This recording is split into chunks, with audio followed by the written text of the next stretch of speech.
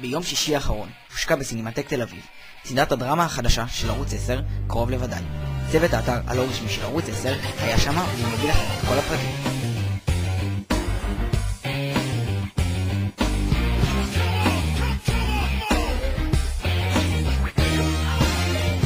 הסדרה קרוב לוודאי, סדרה שעוסקת בסיפורים אמיתיים שהתרחשו בחיי במהלך 2 או 3 מאוד מאוד קשות.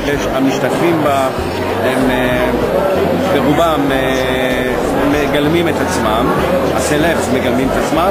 שעתיים תקוע בתור הזה, המסריח הזה, בסוף באה מירי בועדנה שרמוטה. מאיר, אני נמצא פה עם מירי אני מירי בסדרה בעצם, והחברות בינינו נוצרת לכד אלי ג'רבי. אלי ג'רבי הוא המנג'ר של ההצגה שעשינו ביחד, שהוא גם בסדרה מוצלח.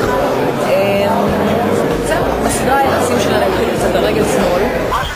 בסך הכל אני יודע שאת חסרת ניסיון ואני ניסיתי לעזור, זה הכל, זה כל מה שניסיתי לעשות. אתה יודע מאיר, מאוד אהבתי אותך באופאי בתור ילדה. הדוד הראשון הקומי שלך בטלוויזיה. מדהים, גיליתי שאני מאוד אוהבת את זה. איך היה לשחק עם מירי? חלום, חלום, היא מדהימה, היא שחקנית נהדרת, היא בן אדם נהדר. מעבר לזה שהוא חבר מאוד טוב שלי בחיים, לשחק איתו בסדרה זה היה אחלה. לפני זה עשינו הצגה ביחד שנה, שנקראת אני משפחה גמרתי.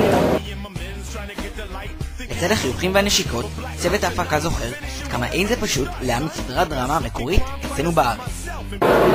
תראה, באמת להעלות סדרת דרמה בארץ זה לא תהליך קל, זה לוקח לפעמים כמה שנים, במיוחד במקרה של הסדרה הזאת, עד שהערוץ מחליט ללכת כדי השקעה מאוד גדולה מבחינת הערוץ.